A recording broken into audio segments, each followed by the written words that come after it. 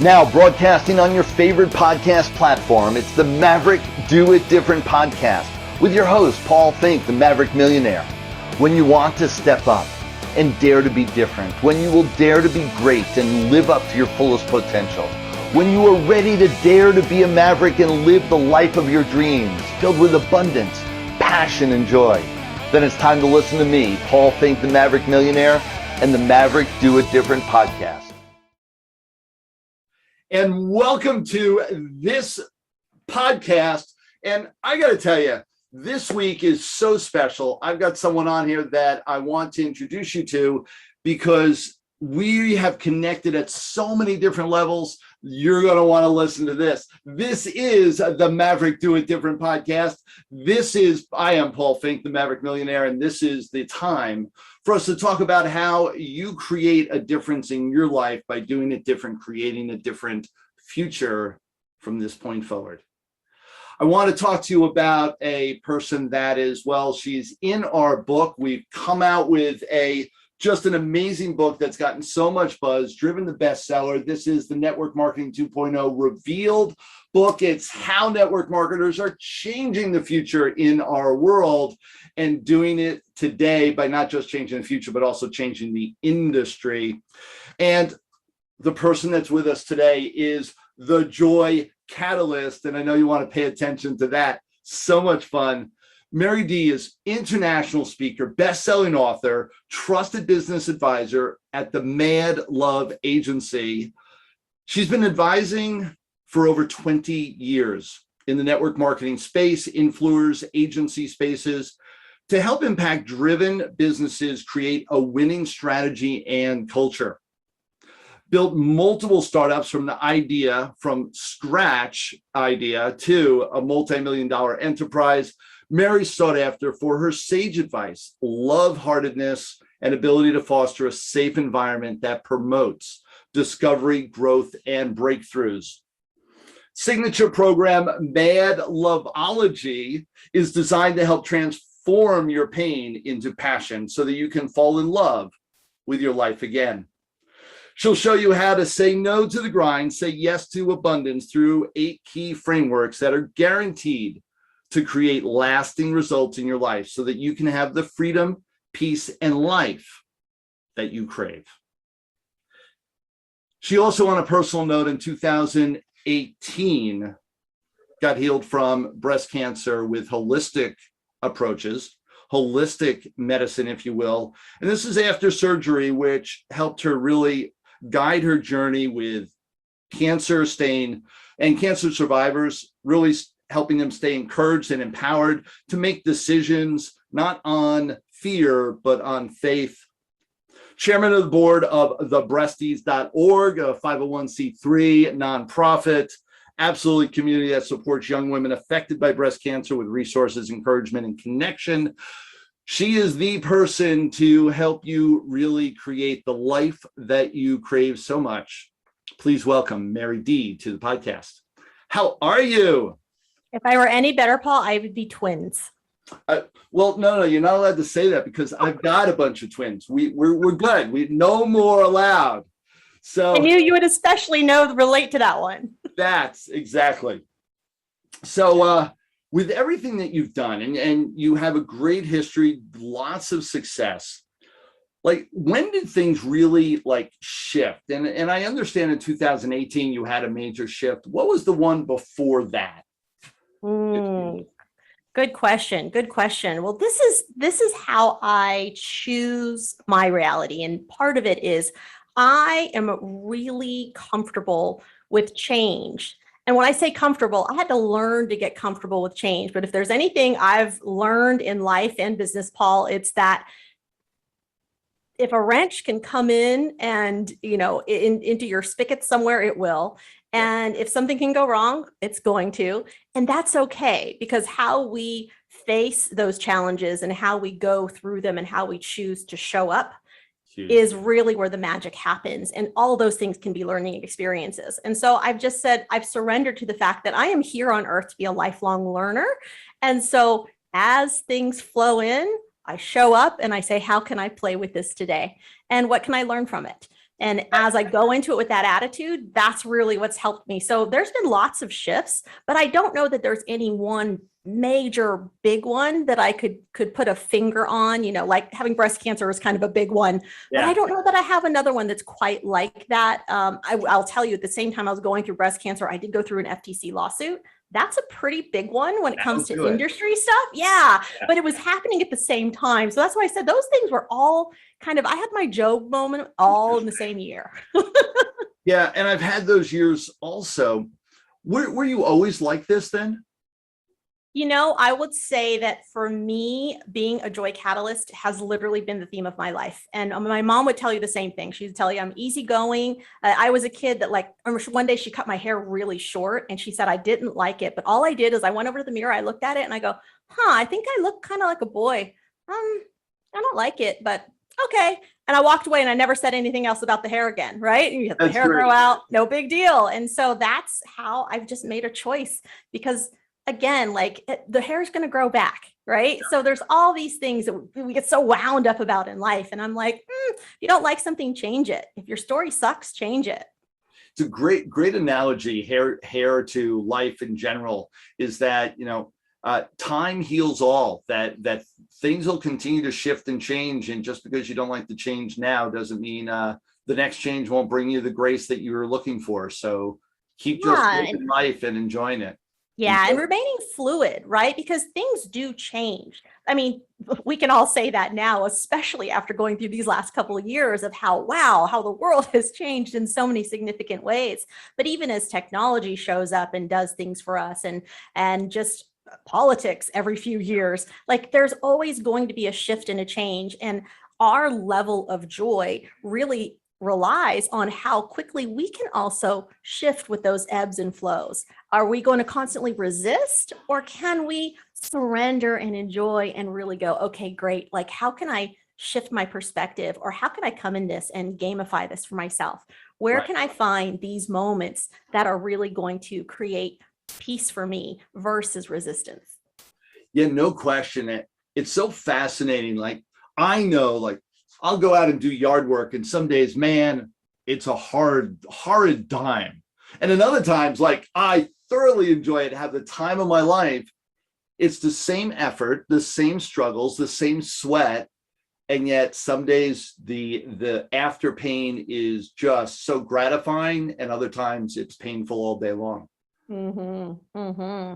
Yeah. And I think that anytime, one of the perspectives that I have on this is, let each day be its day, meaning that when you come to the end of it, even if it was a hard day, let's close the door on it. Let's learn what we can learn from it. And then remember that tomorrow's a new day.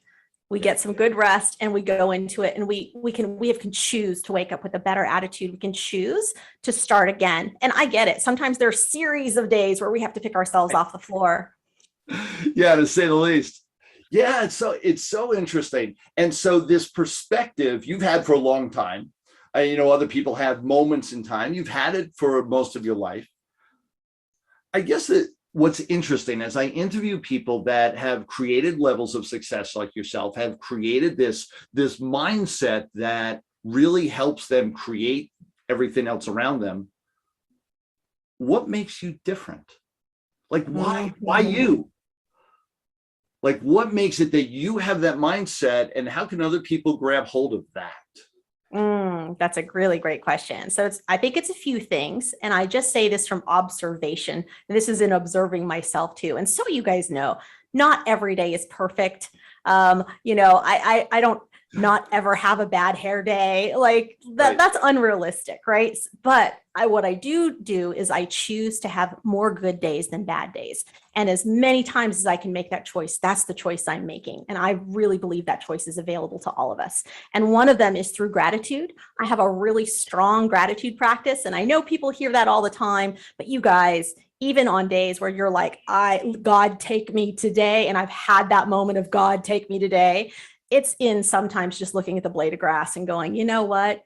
How intricately you're made, and the fact that there was a creation here that happened in these beautiful waves. Go look at a leaf.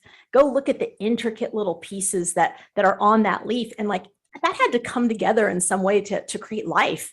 And like, how much beauty is there in that? The fact that the sun comes up every day and does its thing, and it creates all of this beautiful, the greenery around us. The fact that there's a gravitational pull. I mean, there's all these really crazy things we can be grateful for. That even if we can't find it, in our own space. But the other ones are for the people who love us, right? And then that's the other piece of it is like, who do we love? And the fact that we can have the ability to have that feeling. There's no science behind what that feeling is, but the fact that we can do it. And so gratitude is such a huge part of that. And the second one is going to be habits. I have some really, really great grounding habits so that when I don't feel happy, I can change my state so that I can get in the mode of setting up my container to be happy. And that's in my wake up routine. I wake up to music. I want my cells dancing. I want to create some energy around my day and the intention that I set for it.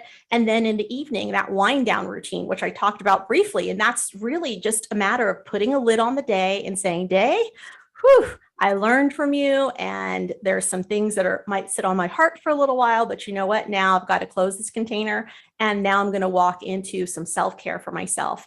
I'm going to walk into maybe some journaling and reflection. I'm going to drink some hot tea. I'm going to read a good book. I'm going to feed my soul in a way that feels good. And then I do go to sleep with gratitude on my mind again as well, because I feel like that is how the day should start and it's how the day should end. And I think that those are big secrets to my joy.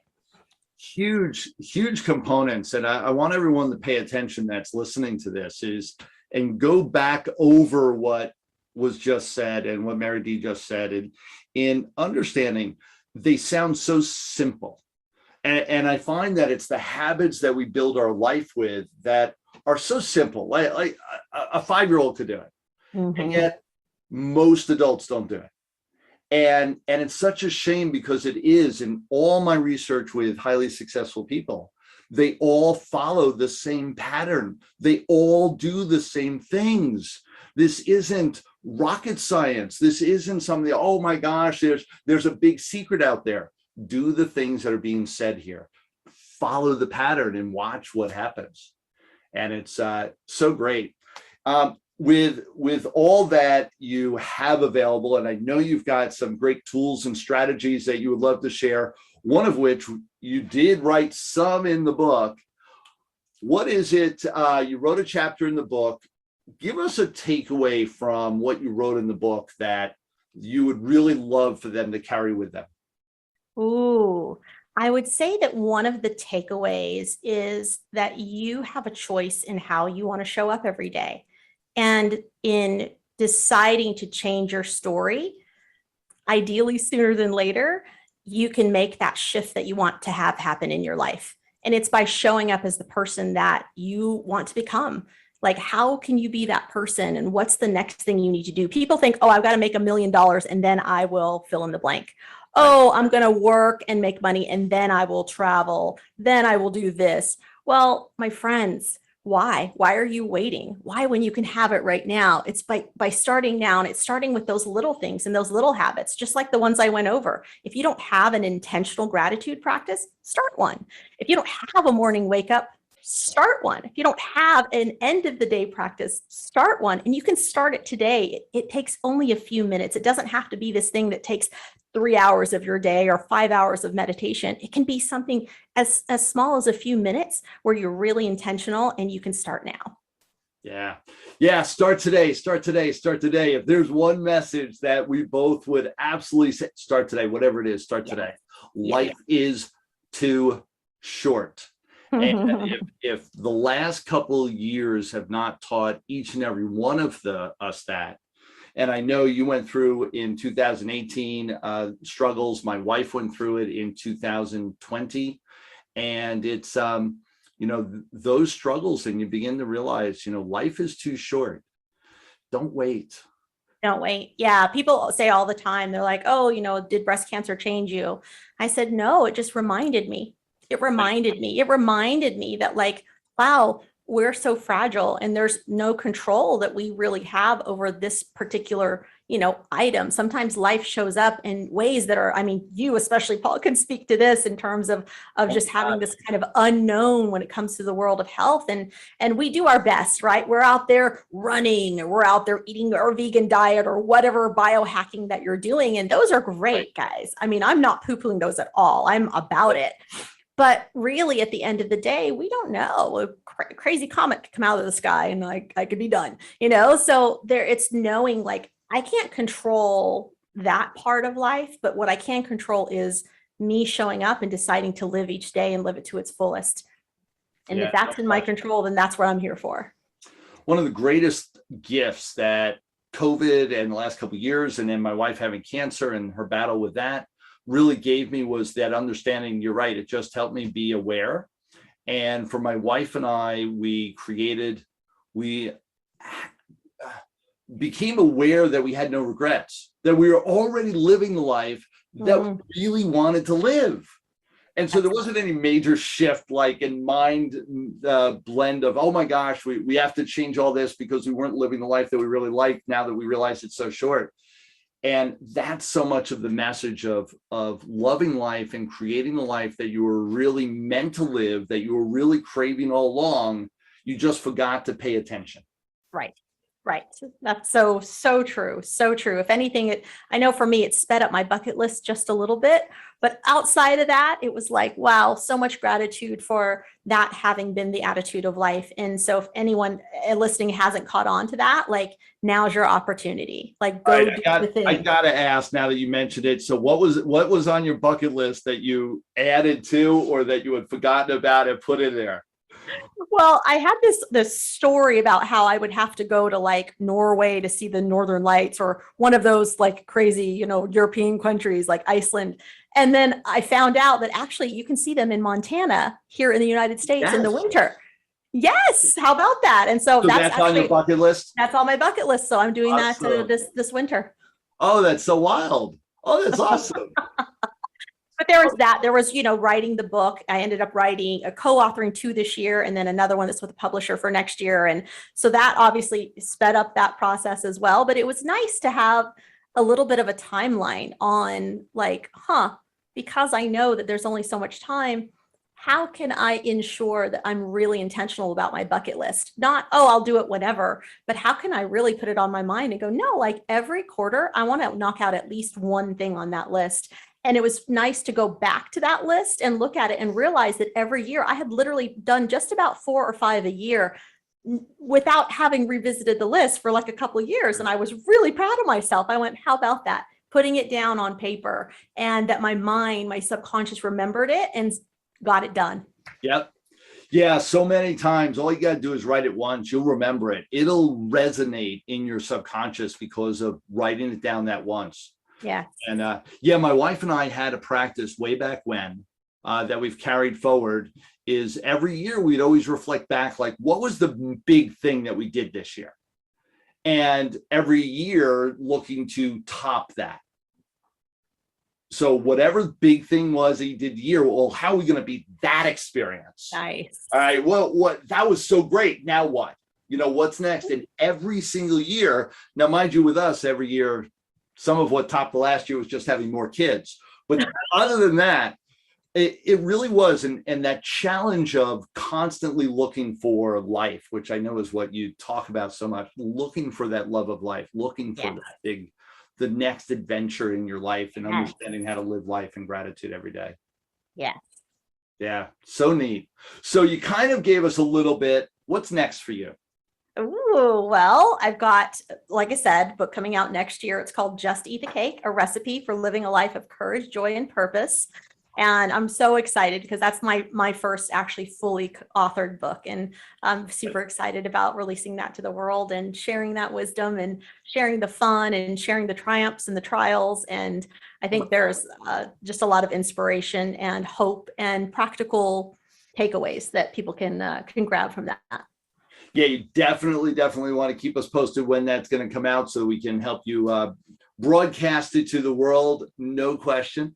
That's so exciting. Anything else? Anything else? Like that's not enough. Yeah. That's not enough. No, it's not, definitely not enough. I would say that, so I'm officially going nomadic, which means I'm going to be traveling to different regions of the country and maybe out of the country as things start to open up again to just explore. I want to really stay in like one place for a month to 3 months. And so depending on the space, I'm deciding on how long that is and just explore it. This pandemic, what it did for me is it made me realize like I'm really well traveled, but I'm actually not that well traveled in the US. And this is my, this is my home place. So why not tour the US and see if there's some wonderful places. I also, for those of you that like woo, I had my astrocartography read, and it tells you about the little like lines on the earth that resonate with your birth chart. And so there's different lines for like love, creativity, work, where best places to settle down. And I had a reading last week. And so I really got to lay out where all those different places were. And so I'm going to go explore them all and do some reading and some journaling and some self-love and see what comes up. I know with everything that you do, one of the things that I've done over the last, now I've been a speaker for 15 years is designate where I want to go and then build business connections to have a purpose for going there.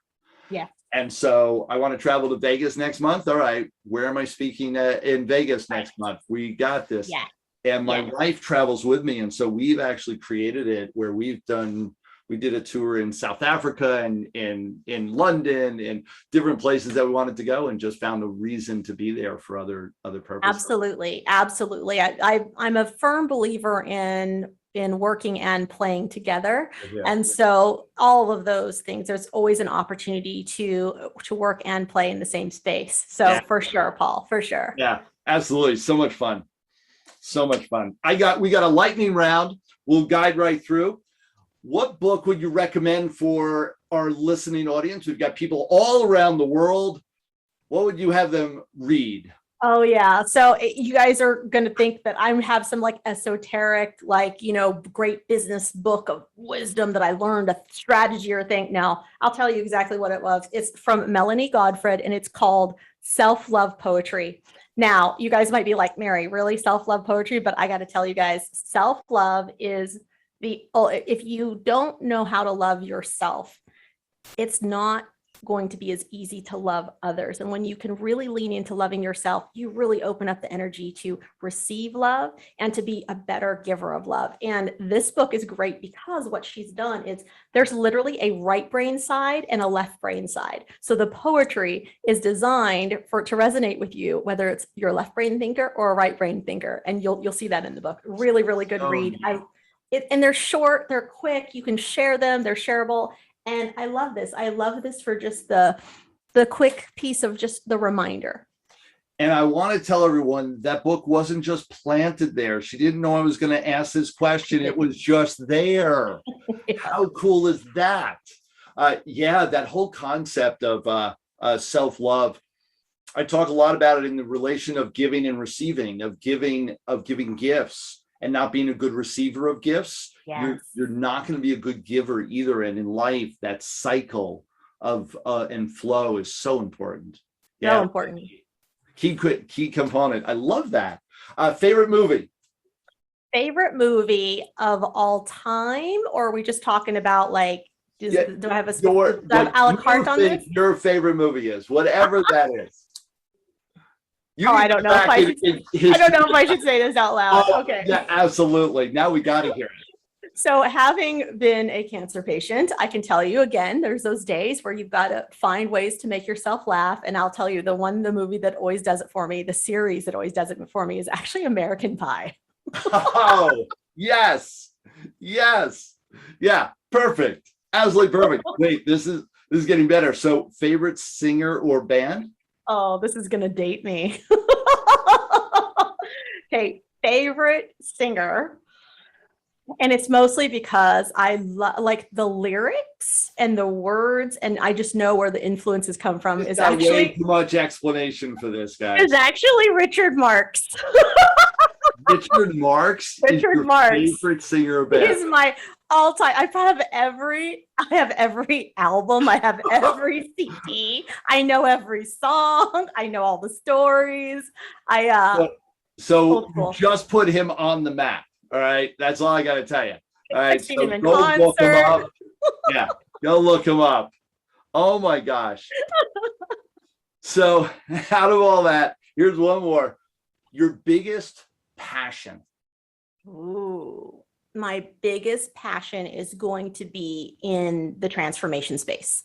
And when I say that, I don't mean it to sound hokey or to sound woo. What I mean it is I love watching people, whether it's in business or in life, be in one space, have a perspective shift, and suddenly be in a whole new space where their world has just completely opened up in this amazing way. Because I really believe that that's the adventure of life. And I love doing it for myself. It's like, wow, how can I create more spaces for me to shift my perspective? These beliefs that I think are true, like how can I challenge them and keep challenging them so that I can continue to like hit the next level, to level up, whether it's spiritually, level up, emotionally, level up in my relationships. I want to know all those things. And I know I don't have all the answers, but I certainly love opening every door. Like I want to turn over every rock. You and I are in such sync, and the more we talk, the more I know that we just have to hang out more often. That whole concept, and I say it too, and it sounds so hokey, like, yes, my biggest passion is helping others. And it's like, no, but really that's like a turn on. Like when I see their light bulbs go off and they, that all of a sudden you just shifted, like they just went into a whole different space that they never even knew existed. Yeah. And that is so satisfying and such a great place to be in when you're able to be the catalyst for people to do that.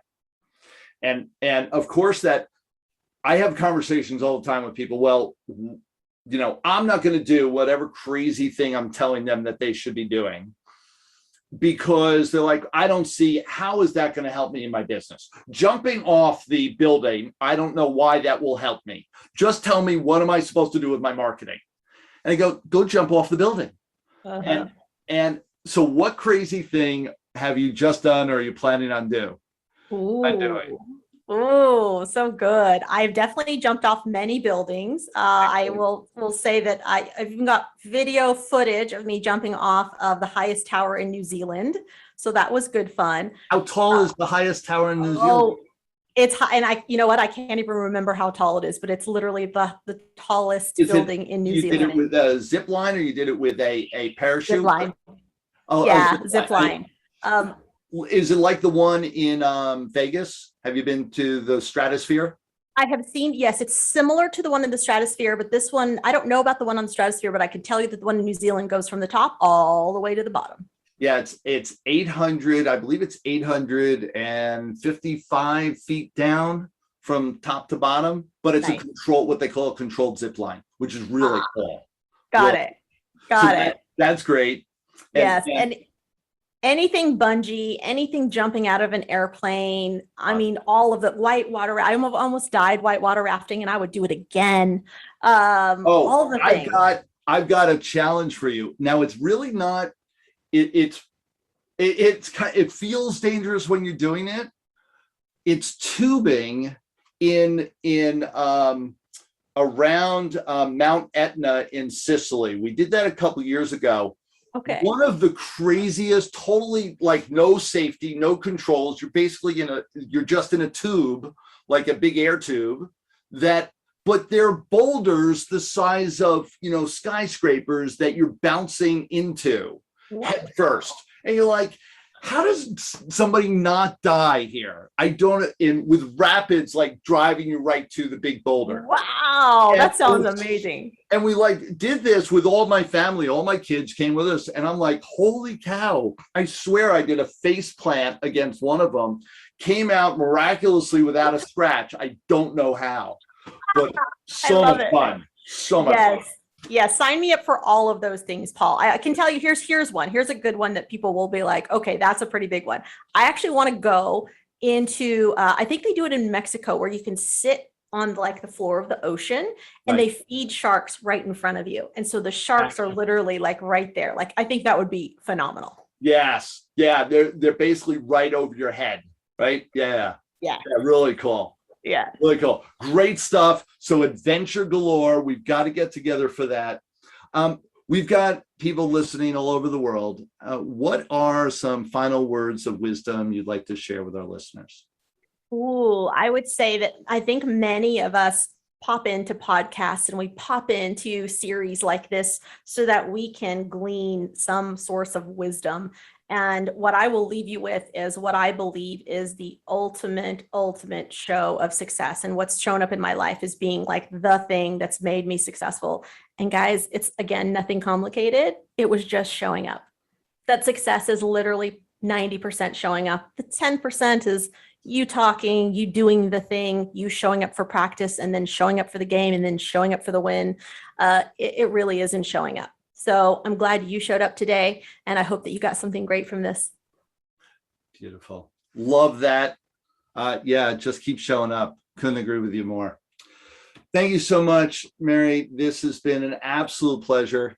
You are amazing and awesome. Everybody, I want you to pay attention to this woman. She has tons going on, tons happening, and you want to pay attention to her journey. Right here in the description is a link to all her information. So you need anything, you want to connect with her, I encourage you to do so. It's right here so that you can do it so easy. And along the way, also grab hold of her book. She's got the chapter in the book. We're there together. We publish this as a joint effort, and you'll get so much wisdom out of that as well. So thank you so much. It's been a real pleasure, Mary Dee. Thank you. Thanks, Paul. This is Paul Finck, the Maverick Millionaire. This is the Maverick Do It Different podcast, where we do it different. Talk to you next time, guys. Thanks for listening to Paul Finck. That's me, the Maverick Millionaire, and the Maverick Do It Different podcast.